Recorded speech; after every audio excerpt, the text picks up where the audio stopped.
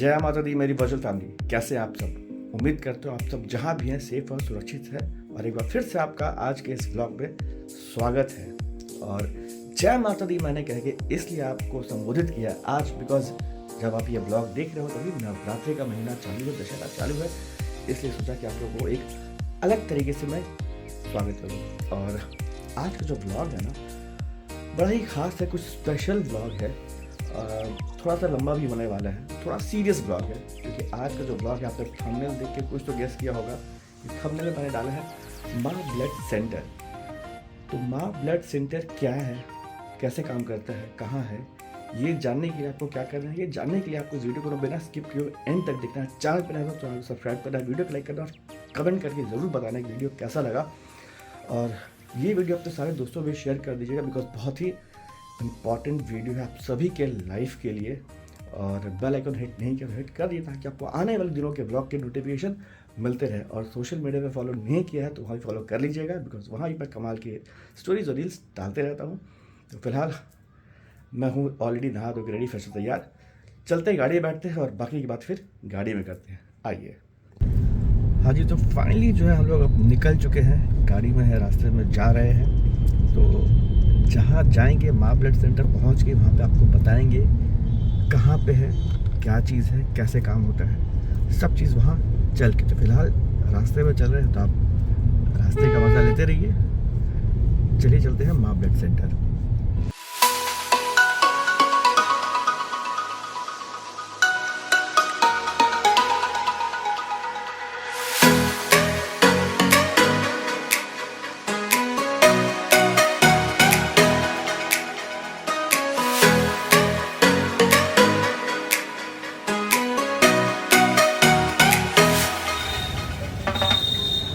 जय माता दी। फिलहाल हम लोग खड़े हैं माँ ब्लड सेंटर के बाहर में, और पहले आपको अंदर चल के दिखलाते हैं यहाँ पे क्या है, कैसे कैसे है। तो हम लोग फ्लोर वाइज चलेंगे। तो पहले हम लोग सबसे ऊपर फ्लोर पे जाएंगे जहाँ पे माता का मंदिर है, पहले माँ के दर्शन करेंगे, फिर हम लोग आएंगे दिखाएंगे यहाँ पे क्या क्या है। आइए चलते हैं अंदर माँ ब्लड सेंटर में।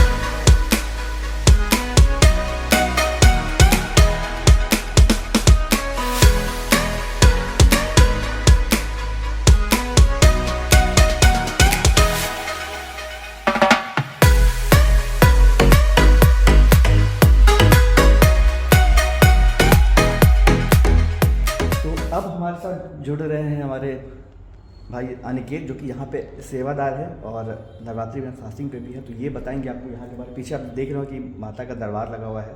तो अनिकेत थोड़ा इस जगह के बारे में बताओ। हम लोग तीसरे माले पे, सबसे ऊपर वाले बिल्डिंग पे है, थर्ड फ्लोर पे, जहाँ पे माता के दरबार लगा हुआ है। तो अनिकेत बताइए आपको इस जगह के बारे में। अनिकेत बताइए जगह सबसे पहले सबको जय माता दी। जय माता दी। दूसरी बात ये है कि जैसे ये जो माता का आप देख रहे हैं मंदिर जी, ये जो कटरा के मुख्य पुजारी थे श्री अमीर चंद पुजारी जी जी उनके द्वारा ये स्थापित किया गया, और वो पहली बार बिहार आए थे और उन्होंने इसका स्थापना किया। और ये आर्ट जो बनाया गया है माता का मूर्ति वगैरह, ये पटना आर्ट्स कॉलेज के स्टूडेंट के द्वारा बनाया गया है। अरे वाह। और स्थापना इस माता का श्री अमीर चंद पुजारी जी, जो कटरा वैष्णो देवी के मुख्य पुजारी हैं, जी, उनका भी देहांत हो चुका है। यहाँ शायद उन्होंने उद्घाटन किया, उसके 3-4 महीने बाद उनका देहांत हो गया, पर उन्होंने ही माता का। और ये इस फ्लोर पे हम लोग जैसे कोई भी डिग्निटी आ गए या फिर कोई भी पॉलिटिशियन, कोई भी सेलिब्रिटी, तो हम लोग यहाँ पे कॉन्फ्रेंस भी करते हैं। और ये माता का दरबार है यहाँ पे, जैसे वो लोग भी आते तो देख के बहुत प्रसन्न हो जाते हैं। बिल्कुल बिल्कुल। पूजा वगैरह भी वो लोग भी करके जाते हैं। और यहाँ पे माता का दरबार रहने से क्या कि ये कभी भी ब्लड बैंक जैसा नहीं लगता है। आप दूसरे ब्लड बैंक में जाएंगे तो आपको महसूस होगा कि शायद हम कहीं आ गए हैं। यहाँ पे सब लोग आते हैं, उनको पॉजिटिव वाइब्स महसूस होता है कि हाँ हम कहीं पॉजिटिव जगह पे हैं। हाँ, ये तो भाई अनिकेत बहुत बढ़िया बात बोला आपने कि यहाँ का वाइब जो है बहुत ही अलग है। नीचे से एंट्री के टाइम से ही ना एकदम पॉजिटिव वाइब। और माँ के नाम से तो खैर आप जानते ही हैं, कितनी बार वैष्णो देवी जा चुका हूँ मैं, हर बार आपसे शेयर किया। तो माँ से तो बस एक अलग ही रिश्ता है मेरा और अंधभक्ति है माँ पे। तो ये है थर्ड फ्लोर पे। और अब चलते हैं यहाँ की नीचे वाले फ्लोर पे, एक एक करके आपको दिखाते हैं नीचे के फ्लोर पे क्या है। तो हम लोग अब चलते हैं सेकेंड फ्लोर पे। आइए उस सीढ़ी से चलते हैं एक एक करके। ये हमारा सेकेंड फ्लोर है। ये पूरा फ्लोर हमारा ओनली फॉर टेस्ट के पर्पज से बना हुआ है और यहाँ पे हम लोग जो भी ब्लड कलेक्ट करते हैं उसका सेपरेशन और टेस्टिंग करते हैं। आइए सबसे पहले हम आपको दिखाते हैं। ये हमारा कंपोनेंट सेपरेशन रूम है। यहाँ पे कंपोनेंट सेपरेट होता है। सेपरेट कहने का मतलब है जो भी डोनेशंस होते हैं वो होल ब्लड के रूप में डोनेशन होते हैं। उसके बाद इस कंपोनेंट सेपरेशन रूम में वो ब्लड आता है। ये दो मशीन हमारी है, क्रायोसेंट्रीफ्यूज, जिसके सहायता से हम लोग इसमें ब्लड डालते हैं। एक इक्वलाइजर होता है बकेट, इस तरीके का बकेट होता है। इस बकेट में पहले हम लोग ब्लड को डालते हैं, उसके बाद इसको इक्वल किया जाता है, उसके बाद इस मशीन में डाला जाता है।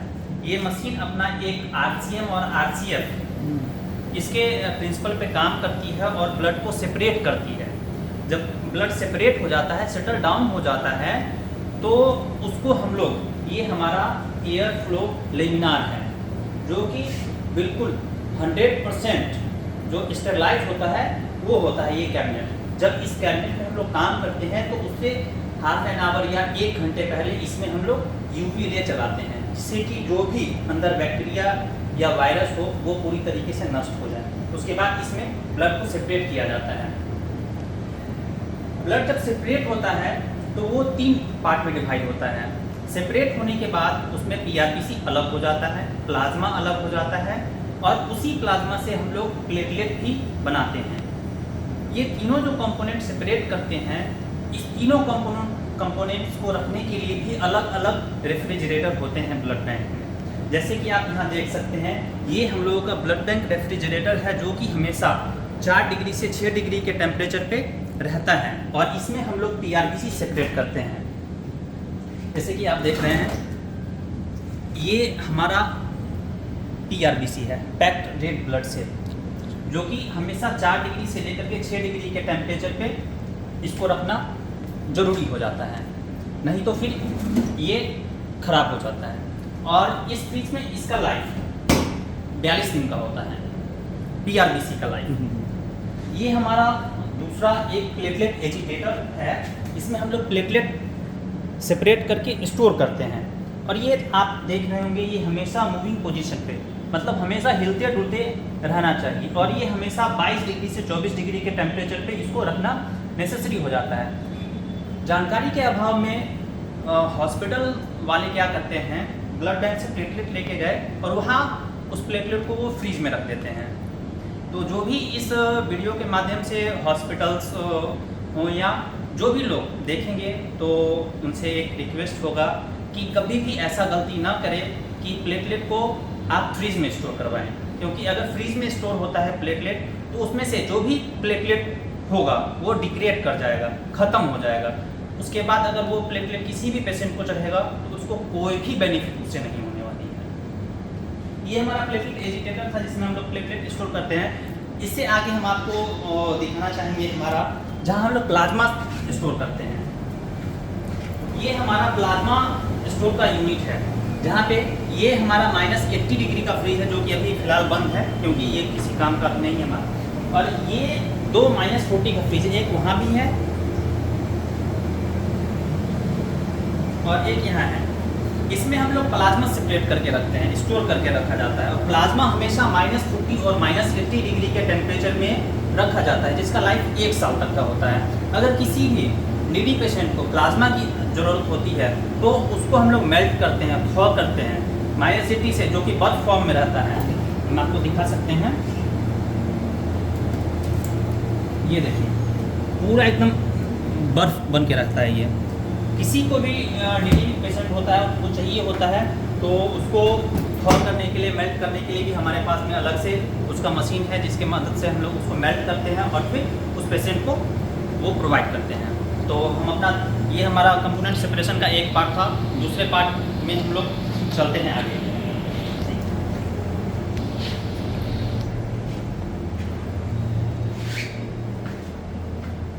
लैब का दूसरा पार्ट हमारा हो जाता है यहाँ पे, ये सेरोलॉजी रूम है।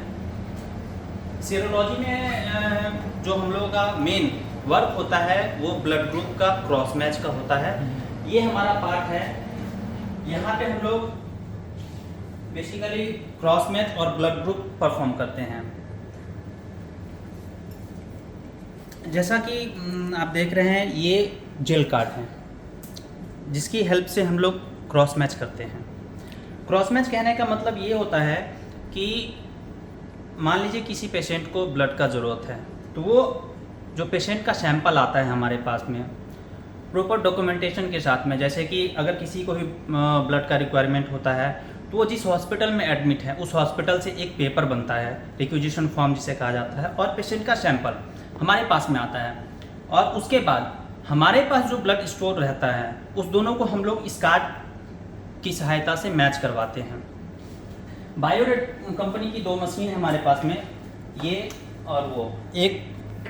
एक का काम है, ये हमारा इंक्यूबेटर है, और दूसरा सेंट्रीफ्यूज है, कार्ड सेंट्रीफ्यूज। पहले कार्ड इंक्यूबेट होता है, उसके बाद सेंट्रीफ्यूज होता है। आफ्टर सेंट्रीफ्यूजल, जब सेंट्रीफ्यूज कंप्लीट हो जाता है तो हम लोगों को पता चलता है, एक उसमें बटन फॉर्म होता है जिसकी मदद से हम लोग जान पाते हैं कि ये क्रॉस मैच जो है वो फुल्ली कॉम्पेटिबल हुआ या नहीं हुआ। इस जेल कार्ड का सबसे बड़ा खास बात ये है कि अगर इसमें 0.1% भी हमारा कॉम्पेटिबिलिटी एरर आ रहा है तो ये हमें शो करेगा। मान लीजिए बहुत सारे केस में होता है, जैसे मल्टीपल माइलोमा हो गया, अगर कैंसर पेशेंट है उनको कीमो चल रहा है, तो उस केस में जो कॉम्पेटिबिलिटी का चांस होता है वो 80 और 20 के रेशियो में आ जाता है। तो उस कंडीशन में क्रॉस मैच करने में बहुत ही कॉम्प्लिकेशंस होती हैं। और यहाँ पे क्या, अगर एक तरीके से कहा जाए तो जो भी क्लिनिकल सिग्निफिकेंस होते हैं वो डॉक्टर यहाँ पे जल्दी से लिख के नहीं देते हैं, जो कि क्रॉस मैच करने में और पेशेंट का जान बचाने में सबसे अहम भूमिका निभाता है। लेकिन इस कार्ड की मदद से हम लोग उसको भी जितना हो सकता है सॉर्ट आउट करने का कोशिश करते हैं। ये हमारा वही है ब्लड बैंक रेफ्रिजरेटर, जो कि हमारे पास में 3 है, 2 आपने उधर देखा, एक यहाँ पे है। इसमें हम लोग अनटेस्टेड ब्लड रखते हैं। ब्लड जब तक टेस्ट नहीं होता है उसको हम लोग अपने स्टोर में नहीं लेते हैं, उसको हम लोग यहाँ स्टोर करते हैं। ये 2 मशीन है, ये हमारा क्रायोबाथ है। इसका 2 काम है। एक जो मैंने उधर आपको -40 में दिखाया, प्लाज्मा रखा हुआ है, इसमें डाल करके उसको थॉ किया जाता है, मेल्ट किया जाता है। दूसरा, इससे क्रायो भी बनता है, जो कि पूरे बिहार में मेरे ख्याल से एम्स के बाद सिर्फ हम ही लोग हैं जो कि क्रायो बनाते हैं। क्रायो का यूज जो होता है वो ऑर्गन ट्रांसप्लांटेशन में होता है। आपने सुना होगा लीवर ट्रांसप्लांट हुआ, किडनी ट्रांसप्लांट हुआ, तो उस केस में क्रायो का यूज होता है, जो कि इस मशीन की मदद से बनाया जाता है। और उसका प्रोसेस तकरीबन 72 घंटे का होता है। और अगर किन्हीं को नीड होता है तो या तो वो हमें 72 आवर्स पहले इन्फॉर्म करेंगे, या कुछ क्वांटिटी हम लोग क्रायो का बना करके रखते हैं पहले से। जी, ये हमारा TTI लैब है। TTI lab transfusion transmitted infection होता है, जिसमें कि ब्लड बैंक को आफ्टर डोनेशन 5 मेजर टेस्ट जो होते हैं, HIV, hepatitis B, syphilis, malaria और हेपेटाइटिस बी, ये 5 टेस्ट परफॉर्म करने होते हैं। जब तक ये 5 टेस्ट परफॉर्म नहीं करेंगे, वो ब्लड जो कि हम लोग कलेक्शन किए हैं वो किसी को हम लोग प्रोवाइड नहीं कर सकते हैं, इशू नहीं कर सकते हैं। ये हमारे पास एवॉर्ड कंपनी की मशीन है, जो कि एक जनरली अमेरिकन कंपनी की मशीन है। तो इस मशीन में हम लोग 4 टेस्ट परफॉर्म करते हैं, hepatitis B, hepatitis C, syphilis और HIV। क्योंकि अमेरिका में मलेरिया नहीं होता है, जिसकी वजह से इस मशीन में मलेरिया की फैसिलिटी नहीं है, तो उसके लिए हम लोग एलाइजा मेथड का यूज़ करते हैं। ये हमारा केनी मेथड पे चलता है ये मशीन। और इसका सबसे खास बात ये है कि इसका विंडो पीरियड हम उसको कह सकते हैं कि इन्फेक्शन का जो सबसे नियरेस्ट डे होता है, या जितने दिन के अंदर हमको इन्फेक्शन पता चल जाए, वो होता है एक विंडो पीरियड। तो इस मशीन का विंडो पीरियड मात्र 15 दिन का है। जनरली भाषा में अगर कहा जाए तो हम या कोई भी जो भी यहाँ पर डोनेशन करते हैं, अगर वो 15 दिन पहले कहीं इन्फेक्टेड हुए होंगे, या कहे आज इन्फेक्टेड हुए हैं और हमारे पास वो 15वां दिन आकर के टेस्ट करवाएंगे, तो हम लोग का ये मशीन जो है उस इन्फेक्शन को डिटेक्ट करेगा। बाद बाकी जो भी टेक्नोलॉजी बिहार में 99% है, उसमें क्या होता है कि जब तक हमारा इन्फेक्शन 90 दिन पुराना नहीं होगा, कोई भी मशीन उसको डिटेक्ट नहीं कर सकती है। अभी तक हम लोग करीबन 6700 डोनेशंस हो चुके हैं हमारे पास में, जिसमें से करीब 200 प्लस वैसे लोग मिले हैं जो कि या तो HIV या हेपेटाइटिस बी या हेपेटाइटिस सी या सिफिलिस से ग्रसित पाए गए हैं, जिसको कि फर्दर कोई भी मेजर बीमारी होने से पहले हम लोगों ने इन्फॉर्म किया, उनको उनके डॉक्टर के पास भेजा ट्रीटमेंट के लिए, और आज वो एकदम बिल्कुल हेल्दी हैं। आप सुनते होंगे कि अचानक से लिवर फेल हो गया, किडनी फेल हो गया, तो वो अचानक से नहीं होता है। इन्फेक्शन धीरे धीरे बढ़ता है और वो एक बार में मेजर रोग में तब्दील होता है। तो इसलिए कहा जाता है कि हर 3 महीने पे डोनेशन देना चाहिए। उससे क्या होता है कि आपका जो भी 5 मेजर टेस्ट है वो हर 3 महीने पे परफॉर्म होते रहता है। अगर आपको इन्फेक्शन होता भी है तो मान लीजिए पिछले 3 महीने में इन्फेक्शन नहीं था, आपने 3 महीने बाद दोबारा डोनेशन दिया, उस 3 महीने में इन्फेक्शन हुआ, तो उससे क्या होता है ना कि डॉक्टर को भी एक सुविधा हो जाती है इलाज करने में कि लास्ट 3 मंथ में नहीं था, इस 3 मंथ में हुआ है। तो यही था इस मशीन का काम। ये हमारा रिकॉर्ड रूम है। रिकॉर्ड रूम में हम लोगों के पास में हम लोग अपने रिकॉर्ड में वो सारा चीज़ रखते हैं जो कि एक डोनर से लेकर के एक पेशेंट से रिलेटेड हो। जैसा कि यदि आप हमारे पास में आज अपना डोनेशन करते हैं तो आप हमसे 42 दिन के बाद आकर के अपने ब्लड का पूरा हिसाब किताब ले सकते हैं कि मैंने आज से 42 दिन पहले डोनेशन किया था, वो ब्लड किस हॉस्पिटल में गया है, किस पेशेंट को गया है, उस पेशेंट का पूरा डिटेल आप हमसे यहाँ पे 42 दिन के बाद ले सकते हैं। सेकेंड, हमारा एक इंटरनल क्यूसी रूम है। इसमें हम लोग जो भी ब्लड कलेक्ट करते हैं तो एक छोटा सा मशीन है हमारे पास में, उससे हम लोग अपना इंटरनल क्यूसी करते हैं। उस इंटरनल क्यूसी में हम लोग ये डिसाइड करते हैं कि हम लोग जो काम कर रहे हैं, जो ब्लड कलेक्ट कर रहे हैं, वो 100% सिक्योर और सेफ है या नहीं। इसीलिए हम लोग एक इंटरनल क्यूसी करते हैं और हर मंथ हम लोग एक एक्सटर्नल क्यूसी भी परफॉर्म करते हैं। ये हमारा स्टेरिलाइजेशन रूम है। आप जैसा देख सकते हैं एक मशीन है हमारे पास में, वो ऑटोक्लेव की मशीन है और ये कुछ यूनिट्स रखे हुए हैं जो कि ऑटोक्लेव के लिए रखा हुआ है।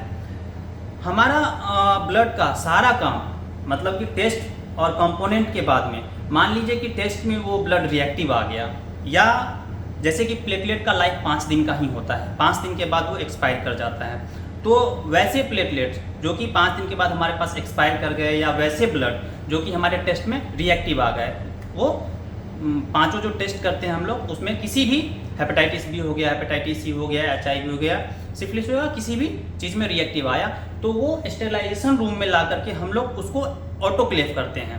ऑटोक्लेव में क्या होता है कि जो भी ब्लड यूनिट रिएक्टिव या एक्सपायर हुए हैं उसको 121 डिग्री टेम्परेचर पे ले जा करके ऑटोक्लेव करके उसको खराब किया जाता है, ताकि मान लीजिए कि यहाँ से जो भी IGMS से टीम आती है वो ब्लड लेकर के जाए, और उसको अगर ऑटोक्लेव ना करके दिया जाए तो मे बी उसका वो लोग मिसयूज कर सकते हैं, इसलिए ऑटोक्लेव करके उसको नष्ट किया जाता है।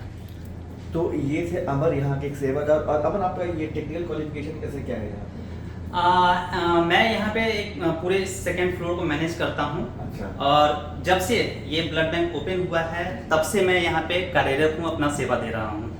चलिए, तो आपसे मिलकर, आपसे बात करके यहाँ के बारे में जानकारी के बहुत अच्छा लगा अमर भाई, और उम्मीद है लोग जल्द मिलेंगे। जी, जय माता दी। जय माता दी।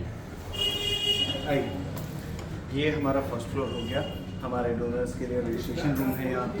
हमारा डोनेशन जो भी प्रोसेस होता है उसका यहाँ पे ब्लड डोनेशन रजिस्ट्रेशन होता है। काउंसलिंग के लिए एक एक्स्ट्रा रूम बनाया गया है। जो भी डोनर्स आते हैं, अगर उन्हें किसी काउंसलिंग की ज़रूरत होती है पोस्ट और प्री डोनेशन, तो उसके लिए काउंसलिंग के लिए है। साथ ही साथ blood storage and supply room है। जो भी ब्लड इशू हो रही होती है तो वो ब्लड इशू करने से पहले उसका एक चेकअप होना ज़रूरी होता है, क्रॉस चेक करना ज़रूरी होता है। उसके लिए ही हमारा यहाँ पे कैबिन हो गया। साथ में आइए,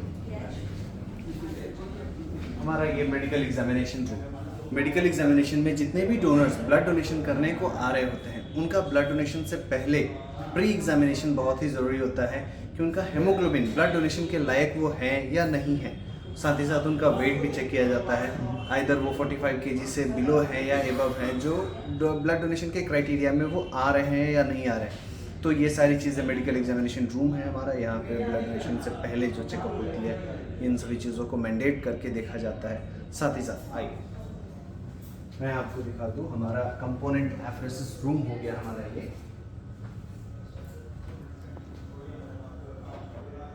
ये एफरेसिस मशीन जो आपके सामने आप देख रहे हैं, फ्रेजिनियस काबी की जो मशीन है, कोविड टाइम में सबसे ज़्यादा इसका यूज़ आता था, जब लोगों को सबसे ज़्यादा कोविड प्लाज्मा, रिकवर्ड प्लाज्मा की ज़रूरत पड़ रही थी। उस वक्त ये मशीन बहुत ही ज़्यादा कारगर भी थी।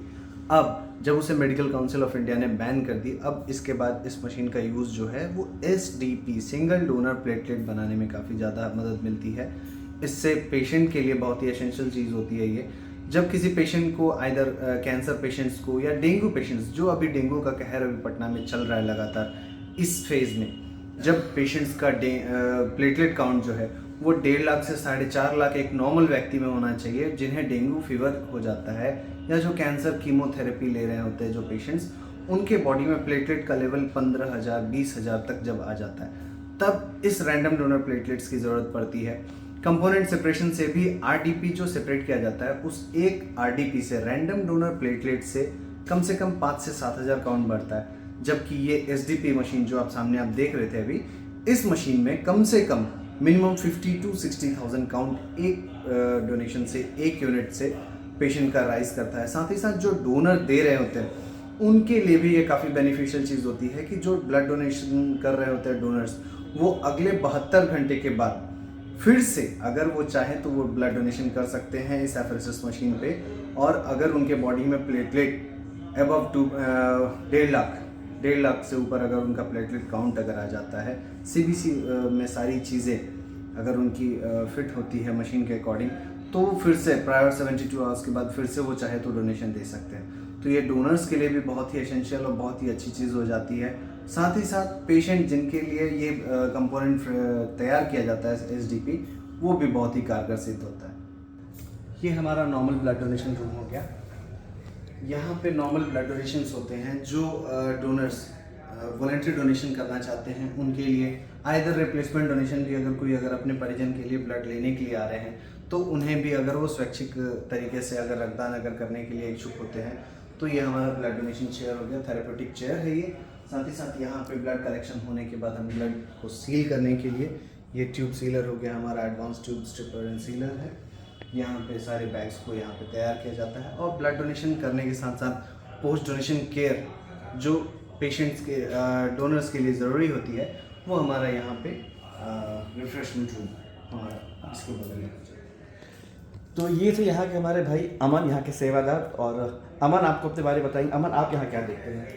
मैं माँ ब्लड सेंटर से हूँ। माँ ब्लड सेंटर में एज ए टेक्निकल सुपरवाइज़र हूँ मैं।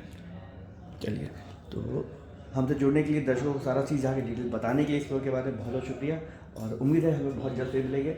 जय माता दी। श्योर, जय माता दी। और अब हमारे साथ जुड़ रहे हैं डॉक्टर उपेंद्र प्रसाद सिन्हा जी। सर, आपका बहुत बहुत स्वागत है हमारे चैनल पे। और एक बात बता दूं, सर के बारे में कहा जाता है, यहाँ के डोनर नहीं कहा है कि बिहार के, जब इस इंडिया के लिए वहाँ के भीष्म पितामह कहा जाता है ब्लड डोनेशन के सेक्टर में। बिकॉज एक बहुत ही रेयर ब्लड ग्रुप है बॉम्बे ब्लड ग्रुप, जो कि 140 करोड़ की जनता की जो आबादी है हमारी, उसमें सिर्फ 400 लोगों के पास ही ये है। और उसको भी मार्क करना, बिकॉज जब जो ज़रूरत आता है उसको मार्क करना कि वो बॉम्बे ब्लड ग्रुप किसके पास है, वो सिर्फ सर ने ही किया है, बाकी किसी ने नहीं किया है। तो सर से बात करते हैं कि सर ये बॉम्बे ब्लड ग्रुप क्या है, प्लीज़ बताइए हमें जैसा ये बॉम्बे ब्लड ग्रुप के बारे में। बॉम्बे ग्रुप जैसे कोई भी ब्लड ग्रुप मेंडेलियन लॉ से पेरेंट से उसके ऑफस्प्रिंग बच्चे में आते हैं। तो बॉम्बे ग्रुप 1952 में बॉम्बे में डिटेक्ट हुआ, इसीलिए बॉम्बे ब्लड ग्रुप उसका नाम पड़ा। तो उसके पहले वो ग्रुप था जो यूनिवर्सल डोनर था। उसके बाद पूरे वर्ल्ड में नाम चेंज हो गया, ट्रांजिशन यूनिवर्सल डोनर नाम हो गया उसका। तो यहाँ पे मैं PMCH का इंचार्ज था। तो 5 केस तो हमको वहाँ मिला था, और छठा केस ये मिला हमको ये माँ ब्लड सेंटर में। के पेशेंट था है वो सासाराम साइड की है, लेडी है, मोहम्मदन है। सो वो भर्ती हुई एम्स में, उसके बाद वो सब जगह घूम रही थी कि उसका ग्रुपिंग और क्रॉस मैच नहीं डिसाइड हो पा रहा था। तो हमारे हाथ में कागज़ और सैंपल आया, तो मैंने उसको डिसाइड किया कि साहब ये तो बॉम्बे ग्रुप है, उसको लिख के मैंने दिया। और 6 आदमी बिहार के ही हैं, उसमें एक तो मर गए, एक आध 2 बच्चे थे, उसका क्या हुआ हमको नहीं पता है। एक को कैंसर हो गया था, जो बिहार साइड के थे, उनका डेथ हो गया। सर, तो आपका बहुत बहुत शुक्रिया हमसे बात करने के लिए, डिटेल बताने के लिए। और सर से बात करके बहुत ही अच्छा लगा, एक बहुत ही महत्वपूर्ण जानकारी मिली हमें। और चलिए अब एक और बहुत ही खास शख्सियत से मिलवाते हैं आपको यहाँ पे, और फिर उससे बात करते हैं। आइए। और अब हमारे साथ जुड़ रहे हैं मुकेश हिसारे भाई, जो कि यहाँ के सेवादार हैं। आपका बहुत बहुत स्वागत है अपने चैनल पे। जय माता दी। जय माता दी शशांक भैया। और मुकेश भाई के बारे में बता दो कि ये जितने भी बड़े बड़े आप शोज देखे हैं, कपिल शर्मा शो, शाहरुख खान के जो KBC और अमिताभ बच्चन का जो KBC, सब जगह जा चुके हैं। और मुकेश भाई, आपसे मैं जानना चाहूँगा कि माँ ब्लड सेंटर की स्थापना कब हुई, कैसे हुई, और ये ख्याल क्यों आया और कैसे आया कि भाई इस क्षेत्र में काम किया जाए, ये थोड़ा बताइए हमारे दर्शकों को। देखिए, 2009 में हम लोगों ने 3 दोस्तों ने मिलकर माँ वैष्णो देवी सेवा समिति की स्थापना की थी। जो वैष्णो देवी को मानने वाले लोग थे, उनको जोड़ने का प्रयास किया था। और जब संस्था बन गई थी तो हम लोगों ने सोचा कि अब करें क्या। तो फिर उस समय राजा पाकड़ वैशाली में एक आगलगी की घटना हुई थी 2009 में, और वहाँ पे 16 शादियाँ एक साथ कैंसिल हुई थी। हम लोग कुछ दोस्त गए वहाँ पे, हम लोगों ने देखा कि जिन लड़की वाले के सामान जल गए थे, उनसे बात करने के बाद वहाँ से हम लोगों ने डिसीजन लिया सामूहिक विवाह का। और पिछले 13 साल में आपको पता है कि 539 शादियों का सफ़र तय करके माँ वैष्णो देवी सेवा समिति इस मुहिम पे यहाँ तक पहुँच पाए हैं हम लोग। इसी बीच हम लोग लगातार ब्लड डोनेशन के जरिए लोगों की सेवा कर रहे थे। हम लोग आज तक जितना भी ब्लड है सब हम लोगों ने सरकारी ब्लड बैंक PMCH में इकट्ठा किया है, क्योंकि सारे बिजनेसमैन जो थे सब गोविंद मित्रा और इधर खेतान मार्केट, हथवा मार्केट के बिजनेसमैन थे। हम लोग समय निकाल के कोई कैंप आयोजित करते थे, और हम लोग को पता था कि वहाँ से ज़रूरतमंद तक ब्लड की सेवा दे पाएंगे। उसी समय 2017, 18, 19, 20 लगातार 4 साल लोक संवाद में माननीय मुख्यमंत्री जी ने हम लोगों को आमंत्रित किया, और हम लोग गए वहाँ पे, और हम लोगों ने ब्लड बैंक में जितने भी सुधार उनको बताए, सब सुधार उन्होंने किए। उनको थैलीसीमिया के बारे में बताया, उनको एफरेसिस मशीन के बारे में बताया, जिससे सिंगल डोनर प्लेटलेट्स की बात होती है। हम लोग जो थैलीसीमिया बच्चों के लिए डे केयर की स्थापना की बात बताई। हम लोग आपके माध्यम से माननीय मुख्यमंत्री जी का आभार प्रकट करते हैं कि उनके प्रयास से हम लोगों के सुझाव के बाद 4 thalassaemia day care centre Patna, Muzaffarpur, Bhagalpur और गया में स्थापित हुआ, जहां थैलीसीमिया के बच्चों को ब्लड चढ़ाने की हर 15 दिन में, आपको पता है कि जीने के लिए 15 ब्लड चढ़ाना पड़ता है, ये सुविधा उन्होंने दी। फिर एफरेसिस मशीन के बारे में हम लोगों ने बताया। उसके बाद हम लोगों ने इनसे कहा माननीय मुख्यमंत्री जी को कि हम लोग को एक जगह दीजिए, हम लोग ब्लड बैंक बनाएंगे। तो उन्होंने अनऑफिशियली उन्होंने कहा कि आप लोग बिजनेसमैन हैं, आप लोग बिजनेस हो सकता है अच्छा करते हो, लेकिन आप लोग ब्लड बैंक नहीं चला पाएंगे। एक तो इसमें 42 दिन के बाद ब्लड की लगातार, जैसे बैंक को चलाने के लिए पैसा चाहिए, ब्लड बैंक को चलाने के लिए लगातार ब्लड चाहिए। आप लोग कितना ब्लड लाएंगे, और 365 दिन का 365 इंटू 24 घंटे का ये एक सेवा हो जाएगा, और आप लोग डिसाइड करके जगह कीजिएगा, और जगह हम लोग नहीं दे पाएंगे। और एक समय ऐसा आ गया था जब हम लोग कैंप कर करके ब्लड इकट्ठा कर रहे थे, लोग हम लोग के कहने से ब्लड दे रहे थे, और जब उनको ज़रूरत हो रही थी तो हम लोग ब्लड नहीं दे पा रहे थे। और एक मैसेज जा रहा था कि भाई हम लोग अपना ब्लड तो दे देते हैं, लेकिन ज़रूरत पड़ रहा है तो हम लोग ब्लड की सेवा नहीं दे पा रहे हैं। तो उसी समय फिर हम लोगों ने थैलीसीमिया पीड़ित बच्चों की सेवा को अंदर से महसूस किया, और जितने पीड़ित लोगों की जो बिहार से बाहर के मतलब पटना से बाहर के जो पेशेंट आते थे, उनको ब्लड लेने में दिक्कत होती थी, हम लोगों ने अल्टीमेट माँ भगवती के आशीर्वाद से ब्लड बैंक शुरू करने का प्रयास किया। हम लोग के पास लगभग 80 लाख रुपए थे 2018 में, और 2019 में हम लोगों ने ज़मीन परचेज की, और ज़मीन परचेज करने के बाद पूरे समाज ने, पटना का हर समाज का हर वर्ग स्वेच्छा से, बिना किसी सोशल मीडिया पे, बिना किसी हम लोगों ने किसी इन्फॉर्मेशन के, लोगों ने यहाँ डोनेशन देके इस बिल्डिंग को खड़ा करके यहाँ तक पहुँचा दिया। और आज समाज के तन मन धन श्रम और उनके रक्त से माँ ब्लड सेंटर चल रहा है और ये अद्भुत है और ईश्वरीय चमत्कार से चल रहा है, आप लोग जैसे भाई के प्रयास से चल रहा है। और आज जो फिर चेहरे पे मुस्कान आ रही है, आपने अभी कहा कि सोशल मीडिया पे इधर ब्लड की ज़रूरत की सूचना कम आ रही है, तो अब क्या हो गया कि सबको पता है, जिनके पास बी पॉजिटिव ओ पॉजिटिव जिस ब्लड बैंक में ब्लड होता था वो भी बिना रिप्लेसमेंट के नहीं देते थे। अब आप जैसे ही बोलते हैं कि आप ब्लड दीजिए और नहीं तो हम जा रहे हैं माँ ब्लड सेंटर, तो वो खुद का वो भी पेशेंट को देने लगे ब्लड। तो ये सब चेंजेज आया है यहाँ पे। आपको कई चीज़ हम लोगों ने एक्सपेरिमेंट किया और ईश्वरीय चमत्कार से किया है, लोगों के सुझाव पे किया। यहाँ अगर आप ब्लड लेने आते हैं, अगर आपके पास डोनर नहीं है तो 1 यूनिट ब्लड तत्काल हम लोग मदद कर देते हैं और एक संकल्प पत्र भरवाते हैं कि आप ईश्वर का दिया हुआ एक ब्लड, किसी के दिया हुआ ब्लड आप लेके जा रहे हैं। याद रखिए, ईश्वर के यहाँ आपका 1 यूनिट उधार हो गया है। और ऊपर जाने से पहले आप देश के किसी भी कोने में ब्लड बैंक में आप अपने परिवार, अपने दोस्तों के माध्यम से ज़रूर उस ब्लड की भरपाई कर दीजिएगा, ताकि ईश्वर के नज़र में डेबिट क्रेडिट बराबर हो जाए। इसका ये प्रभाव पड़ा शशांक भैया कि 10% लोग जो यहाँ संकल्प पत्र भर के जाते हैं, उसमें से आज तक जितने लोगों ने ब्लड लिया है बिना डोनेशन के, 10% लोग आने वाले 6 महीने में ब्लड यहाँ डोनेट करके चले जाते हैं। साथ में यहाँ पे अगर थैलीसीमिया, हेमोफीलिया, ए प्लास्टिक एनीमिया के साथ जो लोग आपकी तरह के जो जनप्रतिनिधि, जो जनसेवक हैं, लगातार सेवा करते हैं, उनके रेफरेंस पे अगर कोई बोलते हैं कि भाई इनके पास पैसा नहीं है, उनसे प्रोसेसिंग चार्ज हम लोग नहीं लेते हैं। उसकी भरपाई 40 बिजनेसमैन और जो हम लोग के पास जमा पूंजी है उससे हम लोग इस ब्लड बैंक को चला रहे हैं। और हर कोई लगभग 20 से 40 लोग ऐसे हैं जो 5,000 रुपये महीना इसमें डालते हैं। प्रोसेसिंग फीस हम लोग बिहार सरकार ने जो बाहर के पेशेंट के लिए PMCH, IGMS, NMCH का रेट रखा हुआ 500 रुपया,